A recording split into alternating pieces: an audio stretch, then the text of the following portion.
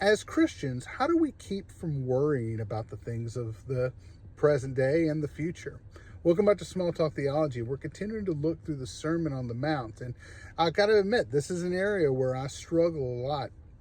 But the truth is, the Bible presents worry not as something that we're plagued with, but rather as a decision that we make. This is why Jesus will tell his disciples, do not worry about your life and what you will eat and what you will drink and what you will wear.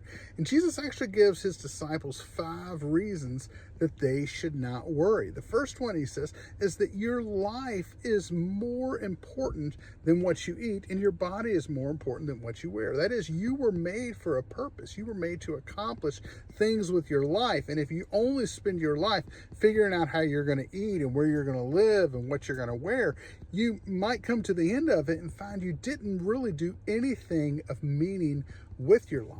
The second reason Jesus is going to give is that God cares for you. If you're a Christian, you are a child of God, and God cares for his children. And he compares us to the birds. He says the birds don't work. God feeds them. The lilies of the field, they don't spin or toil, but God clothes them. And so he says, and if he will do this for his creation, certainly he will do this for his own children.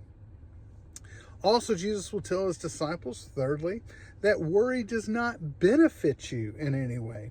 He says, who of you by worrying can add a single measure to the length of his life? And that is, of all the things that you worry about, worry doesn't change any of those things. And so, as one person put it, it doesn't rob tomorrow of its problems, it just robs today of its joy. Fourthly, Jesus says that worry or not worrying is what distinguishes us from the rest of the world. He says the Gentiles chase after all of these things. But the reality is, as Christians, people should be able to look at us and go, wow, they have a lot of faith. They may not have a lot of means, but they have this sense of peace that God is going to provide for their needs.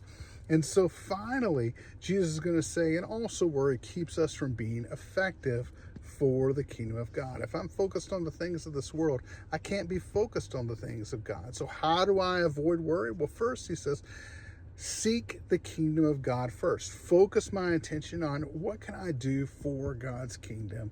And finally, also, focus just on today's needs and let tomorrow take care of tomorrow. God knows what he's doing. Trust him in it.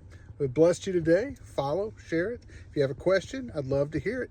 God bless you guys. Live for Jesus.